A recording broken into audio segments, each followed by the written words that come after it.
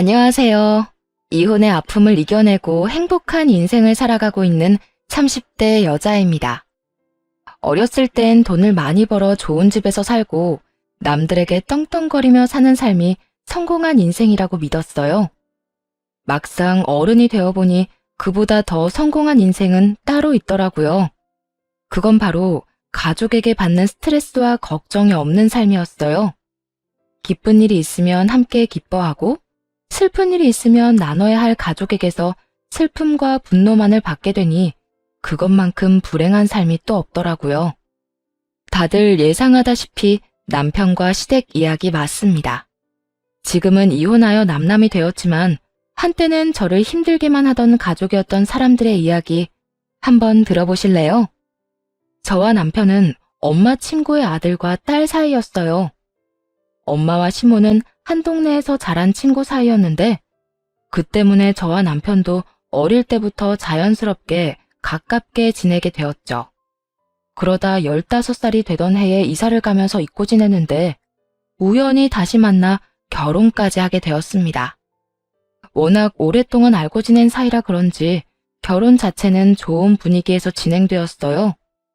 친정아빠도 시부도 돌아가신 터라 서로 의지하며 지내면 좋겠다는 생각이 들 정도로 가족 같은 분위기였죠.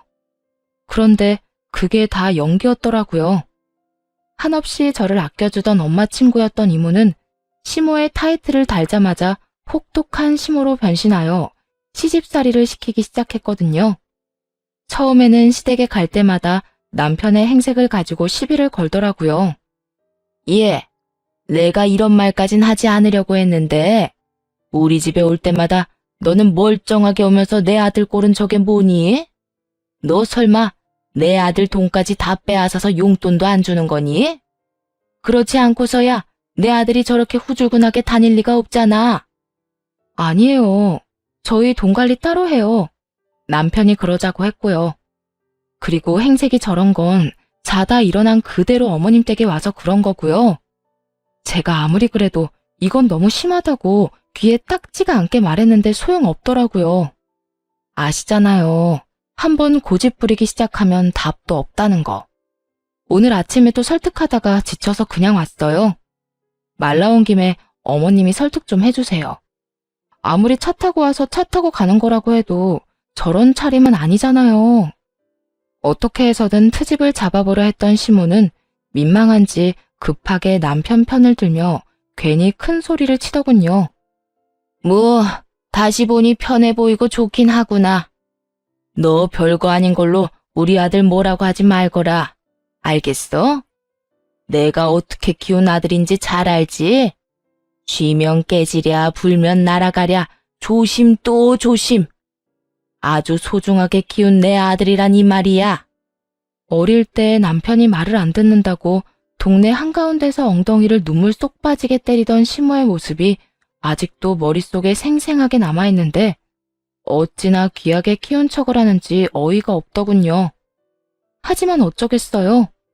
그렇다고 하면 그런 줄 알고 그 장단에 맞춰줄 수밖에요. 물론 할 말은 다 하면서 말이에요. 그래도 갑자기 변해버린 시모의 태도에 스트레스가 쌓이는 건 어쩔 수가 없더라고요. 갖은 트집은 다 잡아대니 그 스트레스는 말도 못할 정도였죠. 무엇보다 딱히 잘못한 것도 없는 듯한데 저렇게 못살게 구니 그 이유가 궁금하기도 했습니다. 그렇게 이유 모를 괴롭힘을 당하던 어느 날 시모가 갑자기 변해버린 이유를 알게 되었어요. 그건 바로 시모와 엄마 사이에 있더라고요. 정확히는 시모의 자격지심 때문이었어요. 어느 날은 술에 취한 시모에게 전화가 와 저를 왜 그렇게까지 미워하는지 그 이유를 말해주더라고요. 난 네가 너무 싫다. 크면 클수록 네 엄마를 쏙 닮아가서는 왜 잊고 싶었던 과거를 떠올리게 하는 거야? 왜 너희 모녀는 날 이렇게까지 괴롭히냐니 말이야. 어머님, 그게 무슨 말씀이세요? 저랑 엄마가 어머님을 괴롭히긴 언제 괴롭혔다고 그런 말씀을 하는 거예요. 그게 문제야. 네 엄마나 너나 너희가 주변 사람을 괴롭히고 있다는 사실을 전혀 모르는 게 문제라고. 네 엄마는 나보다 잘난 건 집안 하나밖에 없으면서 잘난 척은 혼자 다 해가며 내 자존심을 얼마나 상하게 한 줄 알긴 알아? 선심 쓰는 척 도와주던 것도 그래. 내가 도와주면 고마워서 눈물이라도 흘릴 줄 알았나 본데 그런 마음은 전혀 생기지도 않았다 이거야. 내가 너희 결혼을 왜 찬성한 줄 알아? 네 엄마랑 똑 닮은 널 내 아래에 두고 그동안 당했던 서러움을 다 풀기 위해서야. 들어보니 시모는 엄마에 대한 자격지심으로 오랜 기간 엄마를 미워한 모양이더라고요. 저에게는 엄마가 시모와 어릴 때부터 함께 자라 자매나 다름이 없다고 늘 이야기했었는데 말이죠. 그제야 시모가 왜 그렇게 저를 못 잡아먹어 안달인지 알았네요. 그 이후 시모는 그 말을 기억하지 못하는 듯 하더군요. 저 역시 굳이 이야기를 꺼내진 않았어요. 시모의 그릇된 마음에서 품게 된 자격지심이라고 해도 가난했던 그 시절 얼마나 엄마가 부럽고 또 질투가 났으면 저런 감정까지 가지게 됐을까 안쓰럽기도 했으니까요. 무엇보다 사랑하는 남편의 엄마이기에 제가 조금 더 참고 넘어가자 했던 것이었어요. 그런데 시모는 점점 더 심하게 괴롭히기 시작했고 그 때문에 처음 먹었던 마음이 사라지는 건 한순간이었죠. 일이란 일은 다 저에게 시키는 것도 모자라 막말까지 서슴없이 하기 시작했으니까요. 남편에게 도움을 구해봤지만 소용없는 짓이었어요. 팔은 안으로 굽는다더니 남편은 그저 시모 편만 들기 바쁘더군요. 당신이 어머님한테 말 좀 잘해주면 안 돼? 무슨 말? 나한테 일 좀 그만 시키라고. 내가 말해봤자 싸움만 될 것 같고. 당신이 중간에서 잘 좀 말해주면 좋잖아. 나 진짜 힘들어서 그래. 우리 엄마가 당신한테 일을 시키면 얼마나 시킨다고 그러냐? 저번 주에는 급한 일 있다고 나 혼자 집에 오래서 갔더니 일주일 동안 먹을 반찬 다 하라고 그랬고 이번 주엔 반찬도 모자라서 대청소까지 하고 왔어. 지난달엔 무슨 날도 아닌데 동네 분들 다 모아서 잔치한다고 나 혼자 음식 다 하느라 몸살까지 났던 거 기억 안 나? 가면 갈수록 나아지는 게 아니라 정도가 심해지잖아. 그러니까 당신이 좀 말해줘. 내가 오죽 힘들었으면 당신한테 도와달라고 하겠어? 그냥 좀 해드려라. 들어보니까 죽을 만큼 힘든 일 시키는 것도 아니고 다 할 만한 일 시키는구만. 뭐 그거 가지고 우는 소리를 내냐? 친정 일은 시키지 않아도 다 나서서 하면서 지금 우리 엄마랑 당신 엄마랑 차별하는 거야 뭐야? 당신이 뭘 몰라서 그러는데 집안일이란 게 얼마나 힘든지 알아? 그리고 우리 엄마가 나한테 그런 일 시키는 거 봤어? 딸 사위 고생할까봐 워낙 혼자서 뭐든 해결하려고만 하니까 내가 나서서 도와드리는 거 아니야. 사사건건 내 손 빌려 다 해결하려는 어머님이랑 같은 줄 알아? 당신 지금 그 말 선 넘는 말인 건 잘 알지? 나 지금 기분 상당히 나빠. 내 기분도 지금 상당히 나빠. 선을 먼저 넘은 것도 어머님이고 내 기분 나쁘게 만든 것도 당신이 먼저인데 내가 지금 그런 거 신경 쓰게 생긴 줄 알아? 당신은 내 남편이면서 어떻게 어머님만 그렇게 감싸고 돌아? 나 힘든 건 보이지도 않아? 그리고 어머님 이야기하면서 왜 갑자기 친정 이야기는 꺼내오는 건데? 그냥 도와주기 싫으면 도와주기 싫다고 그래. 그래. 난 당신 도와줄 마음 전혀 없어.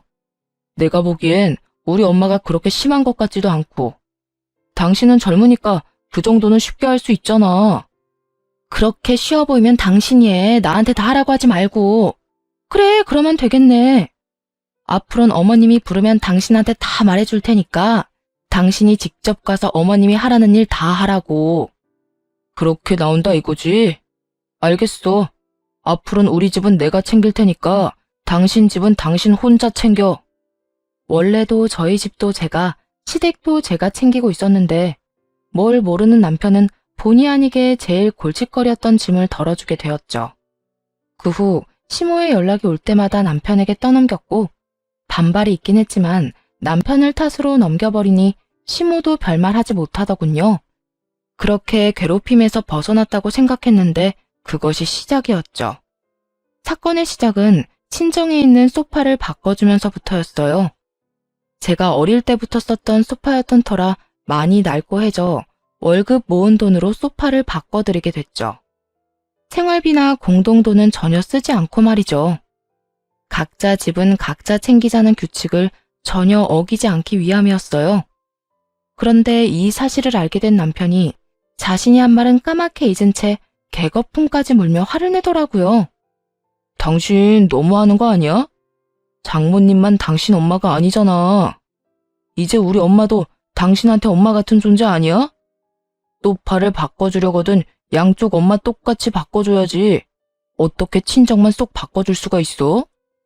딴 말 나오지 않게 각자 집은 각자 잘 챙기자고 먼저 제안했던 건 내가 아니라 당신이야. 난 그 약속 그대로 우리 친정 소파 바꿔주는데 당신 돈은 10원짜리 하나 쓰지 않았고. 난 약속대로 한 것뿐인데 왜 당신이 나한테 화를 내? 내가 말한 뜻은 약간의 노동과 용돈 정도는 알아서 챙기자는 것이었어.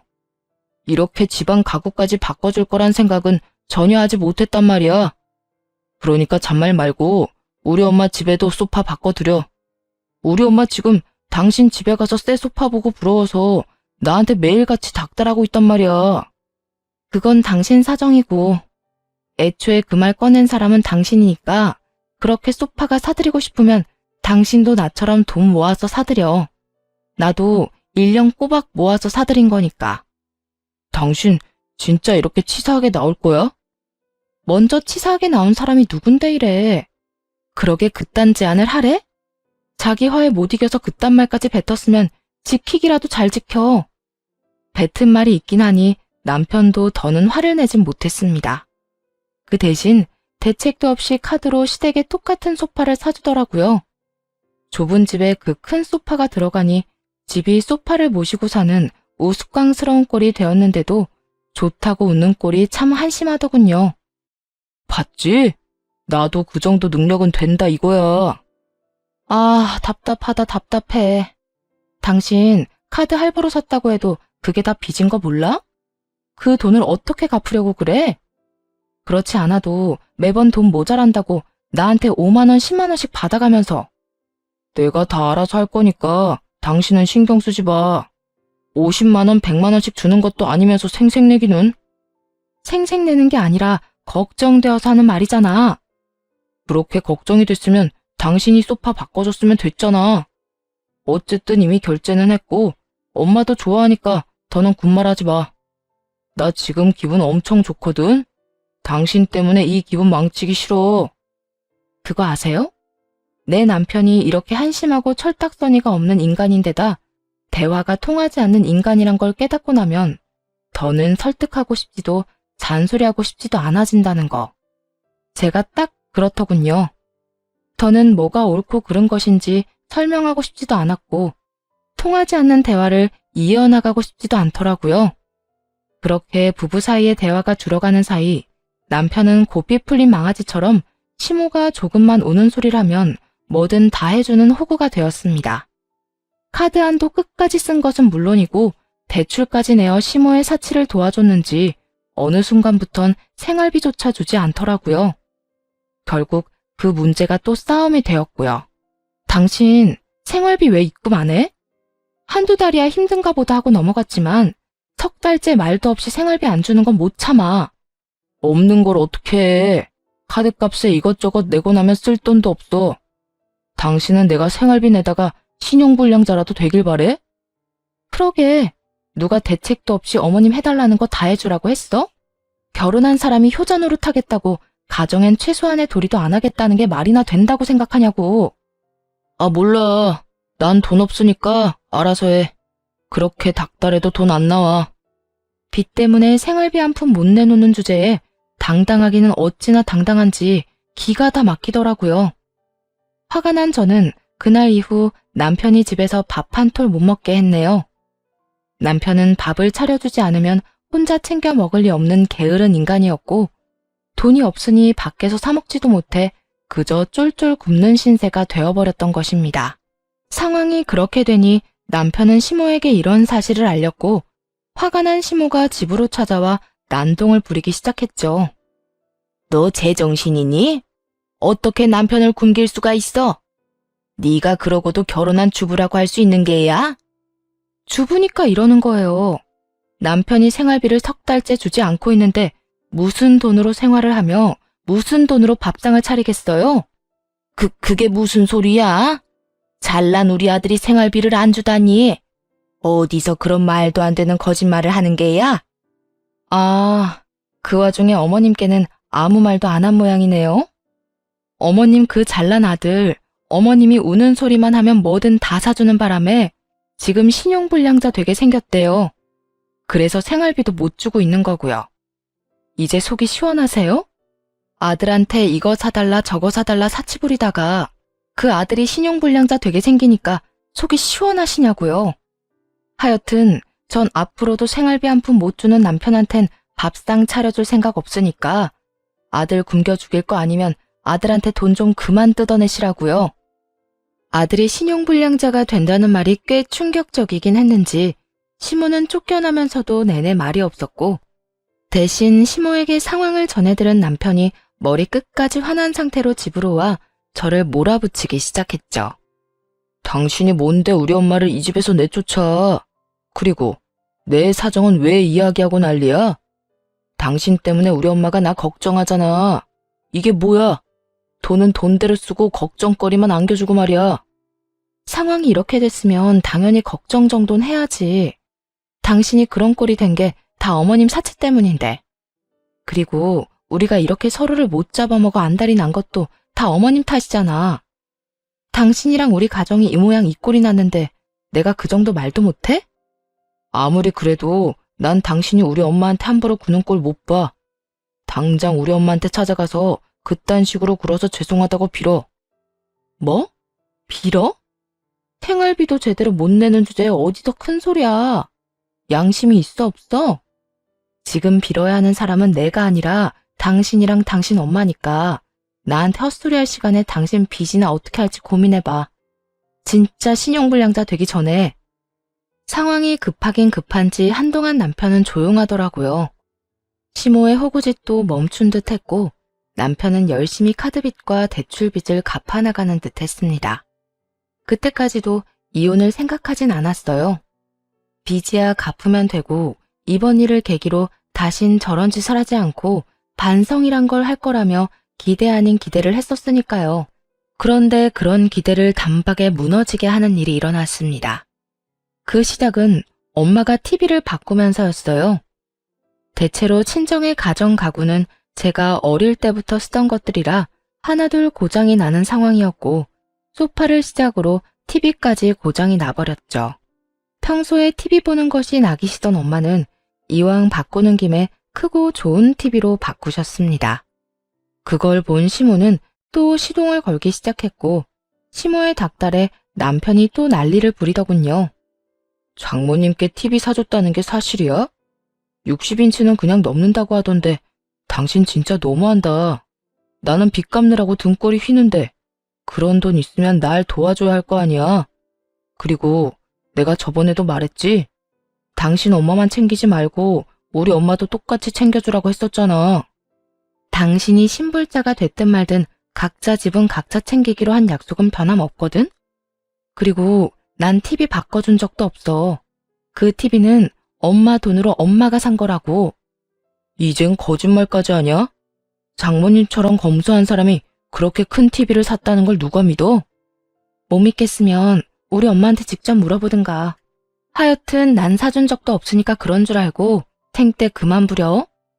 생떼라고 했냐? 당신이 제대로 된 생떼를 본 적이 없는 모양인데 이제부터 제대로 보여줄게. 우리 엄마 TV 사줘.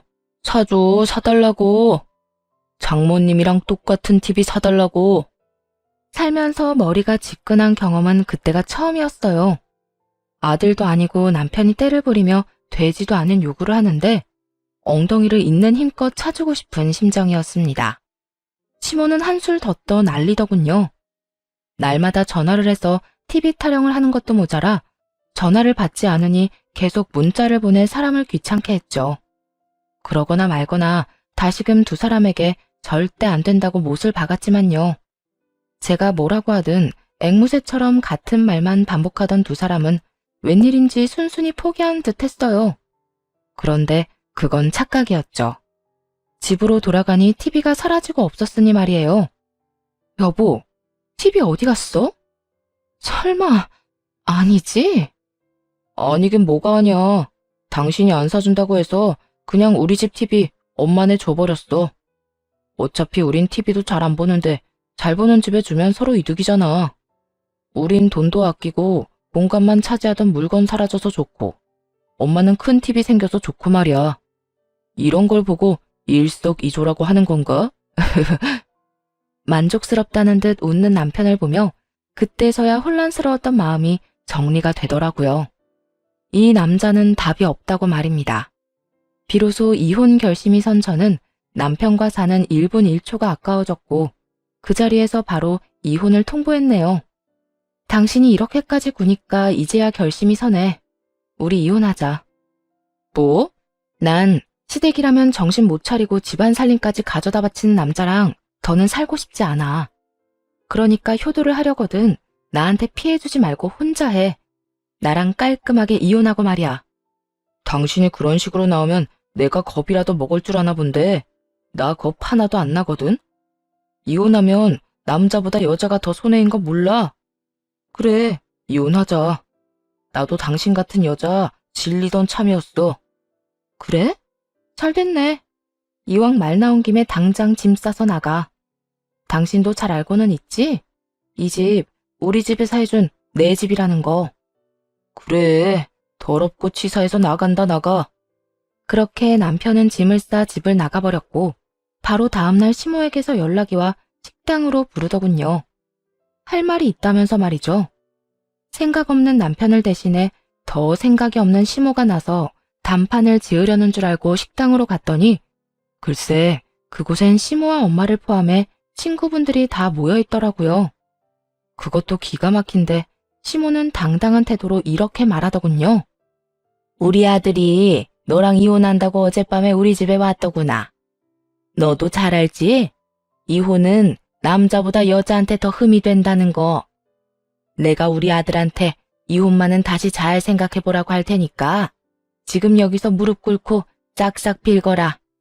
그러니까 할 말이 있다고 했던 게 친한 친구들뿐만 아니라 우리 엄마까지 불러서 제 무릎을 꿇리겠다는 거였네요. 그래, 그거 말고 내가 너랑 다른 볼 일이 있을 거라고 생각했니? 설마 내가 네 편이라도 들어줄 거라 생각했어? 그런 생각했다면 그건 네 착각이다. 난 전적으로 네가 다 잘못했다고 생각하는 사람이야. 내 아들이 나한테 효도 좀 하겠다는데 네가 뭔데 간섭질이야? 그리고 그까짓 돈 있다가도 없고 없다가도 있는 건데 그런 걸로 째째하게 굴기는. 하여튼 지금이라도 손이 발이 되게 싹싹 빌면 특별히 내가 나서 주마. 친정엄마와 제 망신을 제대로 주고 싶은 시모의 마음을 알지 못하는 건 아니었지만 잘못돼도 한참은 잘못된 계획이 아닌가요? 애초에 이혼을 바라고 또 바라는 사람이 저인데 이딴 방법을 쓰다니요. 거기에다 엄마의 화까지 돋우게 되었으니 저보다는 시모가 큰일 난 상황이었습니다. 그럴 필요 없이 그냥 깔끔하게 이혼할게요. 아줌마 아들이 무슨 말을 어떻게 했는지는 잘 모르겠는데 그 이혼 제가 먼저 하자고 했고 집에서 쫓아낸 것도 저였어요. 뭐라고? 내 아들 말론 네가 계속 잔소리하는 게 짜증나서 이혼하자고 하고 나왔다고 했는데 그걸 다 믿었어요? 아줌마는 아줌마 아들을 아직 잘 모르나 본데 그 인간은 내가 쫓아내기 전까진 제 옆에서 어떻게 해서든 버틸 인간이라고요. 그 꼴이 보기 싫어서 내가 쫓아냈고요. 남편의 말만 믿고 이딴 일까지 벌인 시모는 당황하며 눈치만 살피기 바빴고 엄마는 그럴 줄 알았다는 듯 콧방귀를 끼며 상황을 정리하기 시작했습니다. 자, 그러면 이혼할 때 하더라도 계산은 정확히 해야 하지 않겠어? 계산이라니? 무슨 계산? 뭘 모른 척하고 그래. 미호가, 너 나한테 빌린 돈 있잖아. 1,000만 원. 애들 결혼하던 해에 돈 없어서 아들한테 너무 미안하다고 나한테 빌린 1,000만 원. 지금까지 한 푼도 안 갚은 거 알고는 있지? 이때까지야 한 가족이라고 생각했으니까 돌려받을 생각도 안 했는데 이젠 가족도 아닌데 받아야 하지 않겠어? 나라고 땅을 파서 돈이 마구잡이로 나오는 것도 아닌데. 돈 이야기가 나오자 시모는 전혀 예상도 못했다는 반응을 보이더라고요. 당당한 표정도 온데간데 없이 사라졌고요. 갑자기 그런 큰 돈이 어딨어? 아직 놀라긴 이르다 친구야. 네 아들도 나한테 돈 빌려갔어. 2천만 원. 카드값이랑 대출 낸 이자도 못 갚고 있다고 계속 우는 소리를 하길래 내 딸 고생시키지 말라고 빌려줬더니 그 은혜를 이딴 식으로 갚아? 한 푼도 빼지 않고 다 받아낼 테니까 그런 줄 알아. 뒤늦게 한 사실인데 남편은 저 몰래 진 빚이 더 있었고 그 빚이 감당이 안 되니 엄마에게까지 돈을 빌렸다고 하더군요. 물론 그 빚도 시모의 병원비, 생활비, 용돈에 사치비까지 감당하느라 생긴 것이었고요. 시모는 형편은 되지도 않으면서 그 지독한 자격지심 때문에 엄마가 사는 건 모조리 다 아들에게 요구해 가졌던 모양이었죠. 대단하지 않나요? 저에게 돈 한 푼 쓰지 않아 놓고선 제 핑계를 대며 돈까지 받아간 남편놈이 말이에요. 집안에 사기꾼을 두고도 몰랐구나 하는 참담한 기분이 들었죠. 가만히 고개만 숙이고 있던 시모는 도저히 해결책이 보이지 않았는지 저에게 꿇으 하던 무릎을 본인이 꿇고 엄마에게 빌기 시작하더군요. 정인아, 그러지 말고 다시 한번 생각해주면 안 될까? 우리가 1, 2년 친구도 아니고 어릴 때부터 친구잖아. 친구 좋다는 게 뭐야? 어릴 때 실수 한 번쯤은 눈 감아주고 넘어가는 게 진정한 친구 아니겠어? 그렇게 소중한 친구 딸한테 이렇게 많은 사람을 불러놓고 무릎까지 꿇으라고 했니? 적어도 친구였다면 나한테 먼저 이 문제에 대해서 상의했어야지. 이딴 식으로 내 딸하고 날 망신 줄 생각 따위 하지 말고 말이야. 내가 다 잘못했어. 진심이야. 내가 다른 사람도 아닌 너랑 네 딸한테 그런 식으로 굴면 안 되는 거였는데. 넌 여전하구나.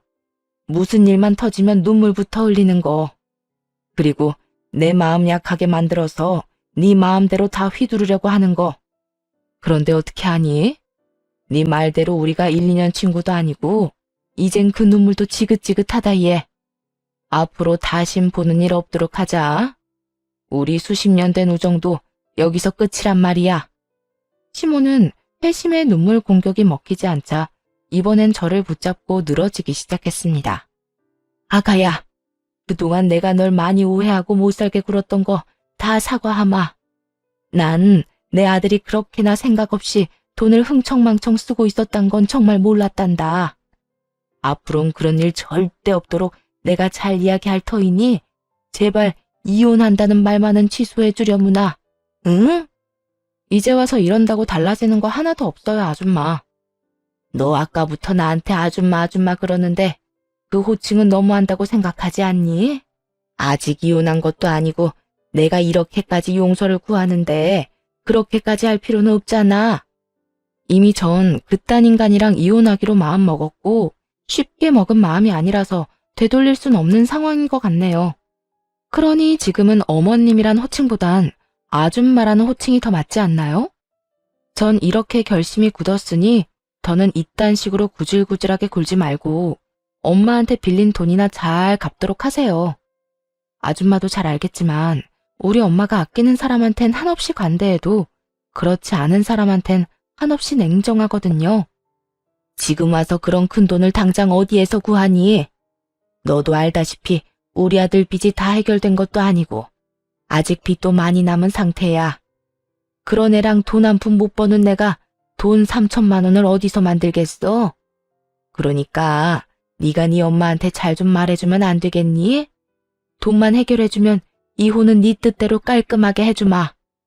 지금 내가 위자료까지 받고 이혼해야 할 마당에 돈 3천만 원을 없던 일로 해달라는 게 말이나 된다고 생각해요? 위자료? 너 설마 우리한테 위자료까지 받을 작정인 게야?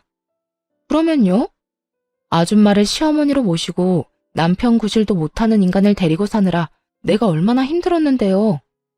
그 세월을 돌려받지 못할 거라면 위자료라도 받아야 조금이나마 보상이 되지 않겠어요? 조금 전까지만 해도 어떻게 해서든 제 마음을 돌려보려고 애쓰던 시모는 자극을 제대로 받았는지 갑자기 몸을 일으켜 막말을 쏟아내기 시작했습니다. 이 고약한 것, 네 어미나 너나 사람 무시하는 그 못된 짓은 똑같구나. 내가 이렇게까지 비는데 위자료를 내놓으라고? 왜? 아예 거짓골대라고 고사를 지내지 그러니? 그런 자격지심으로 살면 안 피곤하세요? 뭐야? 자격지심? 내가 알기론 우리 엄마가 아줌마 힘들 때마다 아무런 조건도 없이 도와준 걸로 아는데 그 호의를 그딴 식으로 받아들이는 거면 자격지심 말고 다르게 표현할 말이 있을까요? 지금도 그래요. 용서받지 못할 짓을 저질러 놓고 딱싹 빌면 다 받아줘야 좋은 사람이고 착한 사람인가요? 그딴 말도 안 되는 기준 세워서 기껏 호의 베푼 사람, 이상한 사람으로 몰아가는 짓 그만 좀 하세요. 지금 돈 몇 푼 네 엄마가 빌려줬다고 너까지 큰 소리 치는가 본데 그까짓 돈 내 아들이 얼마든지 다 갚아줄 수 있거든. 빌린 돈이든 위자료든 얼마든지 줄 테니 네 마음대로 다 해보거라. 시모는 고함을 지르며 호언장담을 했고 시모가 부른 친구분들은 저마다 시모를 질책하기 바쁘더라고요. 미옥이가 정인이한테 고마운 것도 모르고 뒤에서 욕을 많이 하긴 했지. 언젠간 이런 일이 일어날 거라 예상은 했지만 그게 자식들 문제 때문에 터질 줄 누가 알았겠어? 난 이런 일이 일어날 것 같았어. 미옥이 제가 장가도 간 아들 등골을 얼마나 빼먹었는지 너희는 몰라서 그래. 병원에 갈 때마다 아들 일도 못하게 부르는 것도 모자라서 정인이 뭐 하나 살 때마다 아들 불러서 다 사달라고 하더라니까. 그랬어? 그랬으면서 미옥이 딸한테 시집살이까지 시켰던 거야? 정말 양심이 없긴 없었네. 친구들의 수군거림이 끝날 기미가 보이지 않자 시모는 붉어진 얼굴을 감싸준 채 나가버리더군요. 그 후 이혼 준비는 차곡차곡 빈틈없이 잘 준비되고 있었고 이혼할 그날만 기다리고 있는데 남편이 회사 앞으로 찾아와 이혼만은 못한다며 난동을 피우더라고요. 말이야 이혼은 못한다였지만 그 숨은 뜻은 죽었다 깨어나도 그 돈은 없다는 거였습니다. 우리 엄마한테 이야기 다 들었어. 이혼 의지가 확고하다고 하던데. 우리한텐 이혼 사유가 전혀 없는데 이혼은 무슨 이혼이야? 홧김에 서로 심한 말 주고받은 걸로 상황 악화시키지 말고 이혼 마음 접어. 이혼 사유가 없긴 왜 없어? 네가 나하고 결혼한 뒤에 저지른 모든 짓이 다 이혼 사유가 되는데. 그러니까 남의 회사 앞에서 난동 그만 피우고 얼른 꺼져. 내가 뭘 어쨌다고 이래 진짜. 날 낳아주고 힘들게 키워준 부모님한테 효도하는 건 자식으로서 당연한 도리 아니야? 그 도리를 다한 것 가지고 이혼한다고 남들이 비웃어. 알아? 당신이 한 짓을 도리라고 하면 다른 사람들이 손가락질은 하겠네. 당신은 그게 문제야. 본인이 한 행동은 생각도 안 하고 무조건 내가 너무하고 내가 심하게 행동한다고 믿어 의심치 않는 거. 가끔은 당신의 그 확고한 생각을 의심하고 좀 살아. 평소에 생각도 없이 사는 사람이 왜 가끔 하는 생각에 의심도 없이 확신을 하고 그래? 뭐야? 너 진짜 이딴 식으로 굴 거야? 어쨌든 난 이혼은 못하니까 그런 줄이나 알아. 계속 이혼한다고 말도 안 되는 소리로 우기잖아. 나 네 회사 매일같이 찾아와서 네 얼굴에 똥칠 제대로 해줄 거라고. 웬만하면 빚이나 갚게 회사는 다니게 해주려고 했는데 그것마저도 제 발로 차버리니 어쩔 도리가 없더군요. 바로 다음날 남편의 회사로 찾아가 그 뻔뻔한 얼굴에 차용증을 던져버렸네요. 그리고 제가 당한 망신과는 비교도 되지 않을 망신을 주기 시작했습니다. 우리 엄마한테 이런 것까지 쓰면서 빌려간 돈 당장 갚아. 뭐 생활비로 쓰느라 빚을 지게 됐다. 나한테 쓰느라 이렇게 됐다는 둥 이런 말은 할 생각도 하지 마. 이거 나 몰래 네 엄마한테 다 쓴 거 알고 있으니까. 아, 그것도 알고 있지? 네 엄마도 너랑 나랑 결혼할 때 돈 빌려간 거. 그렇게 자식된 돌이 따졌으니 그 빚도 당연히 네가 갚을 거지? 이 돈 안 갚으면 이자까지 쳐서 받아낼 테니 그런 줄 알아. 당신 미쳤어? 여기 내 회사야. 회사까지 찾아와서 이러면 앞으로 내 회사 생활은 어쩌라는 거야? 회사 생활에 대해서 그렇게 걱정 많은 놈이 내 회사 앞에선 그 난동을 피웠어? 날 찾아와서 화나게 했을 땐 이 정도는 예상했어야지. 너도 잘 알지? 눈에는 눈, 이에는 이라고. 나 지금 그거 하는 거야. 앞으로도 그럴 거고. 그러니까 다시 한번 회사까지 찾아와서 나 망신 주려고 하잖아? 내가 당한 망신의 곱절로 다시 돌려줄 테니까 그런 줄 알아. 남편에게 할 말을 다 하고 뒤돌아서니 전 직원이 다 와서 구경한다고 해도 모자라지 않을 만큼의 인파가 저희를 구경하고 있더군요. 그야말로 작전 성공인 셈이었죠. 그 후 도끼가 제대로 올랐는지 남편은 끝까지 이혼을 거부했고 결국 소송을 끝으로 이혼을 하게 되었습니다. 소송을 하는 동안에도 태세를 다시 바꾼 두 사람이 어찌나 끈질기게 매달리는지 지긋지긋한 지경이었어요. 그러지 말고 다시 한 번만 생각해봐. 홧김에 이혼했다가 당신도 후회할 거라고. 그래, 아가야. 그때 식당에선 내가 말이 너무 심했어. 나도 너무 화가 나서 말이 그렇게 나갔던 것뿐이지 그게 다 진심이 아니었단다. 그러니까 앙금이 남았다면 다 풀고 지금이라도 없던 일로 하고 예전으로 되돌릴 순 없겠니? 네, 전혀 그럴 생각이 없어요. 전 이 소송이 1년이 걸리든 2년이 걸리든 반드시 이혼할 거고 엄마가 빌려준 돈을 비롯해 두 사람에게 위자료까지 꼭 받아낼 거라고요. 여보, 그러지 말고. 나 안 불쌍해?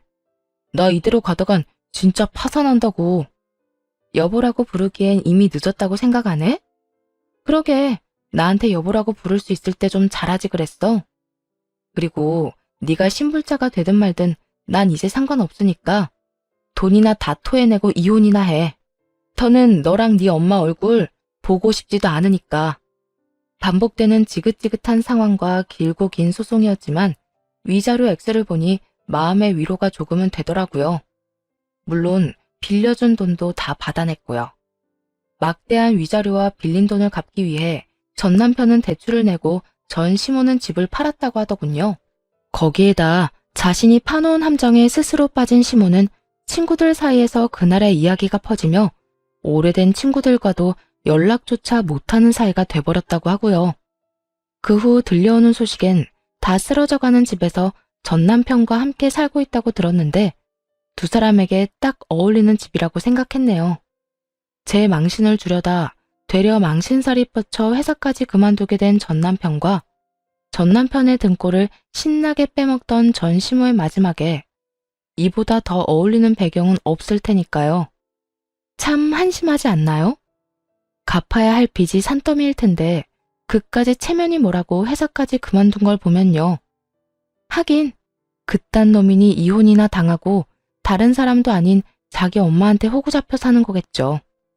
꼴에 배부른 짓거리 한 것도 모르고 말입니다. 이렇게 성공적인 이혼을 마무리하고 오래된 악연도 끝이라고 생각했는데 그것도 제 마음대로 되지 않더라고요. 오래된 관계인 만큼 연관된 사람들도 많았고 여러 가지 방법으로 전 남편에게 연락이 오기 시작했으니까요. 처음엔 그냥 무시했지만 그냥 무시해선 끝이 없을 것만 같아 마지막이라 생각하고 연락을 받아보기로 했죠. 도대체 무슨 말을 하려고 이렇게까지 끈질기게 구나 싶었는데 전 남편은 끝까지 뻔뻔한 요구를 저에게 하더군요. 수정아, 잘 지내? 왜 이렇게 통화하는 게 어려워? 친구들한테 부탁해서 여러 번 연락했는데 다 안 받더라? 많이 바빴어? 바빠서 안 받았겠어? 네 목소리도 듣기 싫어서 무시한 거지. 왜 전화했어? 끝까지 안 받으려다가 이렇게 해선 끝도 없을 것 같아서 받은 거니까 전화 건 목적이나 바로 말해. 내가 목적이 따로 있겠어? 수정이 네가 보고 싶어서 연락했지. 우리가 부부로는 실패했지만 어릴 때부터 쌓아온 우정은 남아있잖아. 함께한 세월이 길어서 그런지 보고 싶더라고. 난 아니야. 너 진짜 미쳤구나. 너랑 나랑 이혼까지 한 마당에 우리 사이에 남을 우정이 있을 것 같아? 비싼 밥 먹고 헛소리 그만하고 그딴 말이나 할 거면 더는 할 말도 없으니까 다신 전화 걸지 마. 귀가 썩을 것만 같아 전화를 끊으려 하니 전 남편은 다급하게 숨겨온 속내를 드러내기 시작하더라고요. 잠시만. 수정아, 내가 할 말이 있어. 아니, 부탁이 있어. 너도 알다시피 내가 빚이 많잖아. 그런데 회사까지 그만둬서 더는 돈 나올 구석이 없어. 그래서 말인데 네가 돈 좀 빌려주면 안 될까? 많이도 필요 없고 당장 급한 돈만 좀 빌려주라. 응?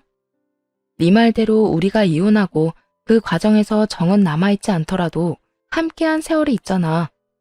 그 시간들을 생각해서라도 급한 빚만 좀 막아주면 안 될까? 넌 진짜 나랑 살던 그때부터 지금까지 한결같이 뻔뻔하구나. 내가 그렇게 돈 아껴 쓰라고 할 때는 알아서 한다고 큰소리치더니 이제 와서 뭐? 도와달라고? 신용불량자 되는 것만 막아달라고? 제발 한 번이라도 입장이란 걸 바꿔서 생각 좀 해. 네가 나라면 그 돈을 해줄 것 같아? 당연하지. 나라면 그 돈을 빌려주는 게 아니라 그냥 줬을 거야. 나한텐 당신이 그만큼 소중하니까. 전시모도 믿지 않을 거짓말을 조금의 망설임도 없이 해대는데 이런 뻔뻔한 인간이 또 없다는 생각이 들었네요. 그 순간 이놈이 남편이 아닌 전 남편이란 사실이 마치 축복처럼 느껴지더군요. 그때 그 결정을 하지 않았다면 지금쯤 이 정신 나간 뻔뻔한 놈 때문에 여전히 지옥길을 걷고 있었을 테니까요. 이처럼 파렴치하고도 뻔뻔한 놈과 결판을 짓기로 결심했습니다. 다신 저에게 연락 따위 할 생각도 못하게 말이죠. 그렇게 내가 소중하단 인간이 이혼하자고 하니까 바로 짐 챙겨서 네 엄마 집으로 갔냐? 거짓말을 하려거든 진정성 있게 거짓말을 해. 어디서 그 되지도 않을 거짓말로 날 우롱하려고 들어? 거짓말이라니. 난 진심이라니까. 내가 당신한테 어떤 이미지인지 나도 잘 아는데 이번만큼 날 좀 믿어. 이번만큼은 난 널 못 믿으니까 진심 타령은 네 엄마 붙잡거나 하고 나한테 다신 그딴 말도 하지 마. 넌 친구도 없어? 나한테 연락 닿게 해달라고 부탁한 친구한테 돈이나 빌리지. 이게 뭐야? 이혼한 전부인한테 돈 빌리는 거 자존심도 안 상하니? 걔들도 돈이 없다고 하니까 그렇지. 내가 오죽하면 너한테 돈을 빌려달라고 하겠어? 좋은 소리 못 들을 거 뻔히 아는데도 수정이 너밖에 답이 없는 걸 어떡해. 난 정답이 아니라 오답이니까 다른 데서 알아봐. 그러지 말고 다신 연락도 안 할 테니까 대신 돈이라도 좀 빌려줘. 부탁이야. 싫다고 했잖아. 지나가는 똥개한테 말해도 이것보단 잘 알아듣겠네. 어차피 답은 정해져 있고 돈도 못 빌리는데 욕만 더 먹고 싶은 게 아니라면 더는 구질구질하게 굴지 말고 전화 끊어. 다신 나한테 연락도 하지 말고 말이야. 뻔뻔하게 구는 것도 모자라 구질구질하기까지 하던 전 남편과 연락은 그것이 마지막이었습니다. 혹시 몰라 친구들에게 문자를 돌려 그런 부탁 들어주지 말라고 미리 언지를 주기도 했고 모르는 번호는 죄다 차단을 해버리거나 무시를 해버렸으니 연락이 닿을 길이 없었죠. 그렇게 4년이 지났고 요즘 전 엄마와 함께 지내고 있습니다. 신혼집으로 샀던 집은 팔았고 그 돈은 다시 엄마에게 돌려드렸어요. 처음엔 저보다 엄마가 상심이 크신 상태였어요. 딸이 이혼한 것도 모자라 오래된 친구까지 그런 이유로 잃게 되었으니 상실감과 회의감이 동시에 몰아쳤을 거예요. 그래도 세월이 약이라고 그 좋지 않은 감정들도 시간이 흐르니 무뎌지고 작아져 이젠 많이 좋아진 상태세요. 그리고 전 여전히 회사 생활을 열심히 하며 연애를 하고 있습니다. 연애 2년 차인 제 남자친구는 소개팅으로 만난 남자로 저보다는 2살이 많고 사업을 하고 있는 사람이에요. 한 번의 실패로 인해 믿음과 신뢰가 무너진 저에게 끊임없이 믿음과 신뢰를 쌓아준 사람이기도 하죠. 최근 들어 결혼 이야기가 나오는데 한 번 더 용기를 내보려고 합니다. 가장 걱정이었던 예비 시부모님들도 좋은 분들이시지만 무엇보다 지금 저 남자를 놓치면 나중에 크게 후회할 것만 같은 예감이 들어서요. 이제는 과거를 회상하며 뒤돌아보는 짓은 그만하고 앞만 보며 행복하게 살아가 보려고 합니다. 이혼한 경험을 바탕으로 똑같은 실수는 하지 않도록 노력하겠지만 과거에 사로잡혀 아무것도 하지 않는 멍청한 짓은 하지 않으려고요. 새로운 출발. 다들 응원해 주실 거죠? 이혼을 하며 모든 순간이 행복했던 건 아니었어요. 때론 제 젊은 시절이 안타깝기도 했고, 첫 단추를 잘못 끼워 이런 결과가 일어나게 된 것은 아닐까, 그런 생각도 한 적 있었습니다. 이혼이란 그만큼 크게 영향을 미쳤지만 끝이 나지 않을 것만 같던 구렁텅이에서 벗어나고 나니 새로운 세상이 저를 기다리고 있더라고요. 사연 처음에 드렸던 말 기억들 하시나요? 다른 사람도 아닌 가족에게 받는 스트레스와 걱정 없는 삶이 좋은 인생이라고 했던 말이요. 지금은 그런 인생을 살고 있어 참 행복합니다. 물론 더는 자책하거나 후회하지도 않고요. 혹시 지금 이혼을 해서 저와 같은 마음으로 하루하루를 보내고 계신 분이 있으실까요? 그렇다면 감히 한마디 드리고 싶어요. 남들이 이야기하는 것처럼 이혼 별거 아닌 게 아니에요. 한때는 너무나도 사랑했던 사람과 다시는 보고 싶지 않은 원수가 되어 헤어지는 건데 어떻게 별것일 수가 있겠어요. 하지만 그 엄청난 일을 견뎌내고 또 이겨내고 나면 여러분께도 새로운 세상이 열릴 거예요. 그것이 재혼이 되든 자유가 되든 어떤 형태로든 말이에요. 그러니 부디 다시 일어서서 자신에게 주어진 행복을 놓치지 말아요, 우리. 이제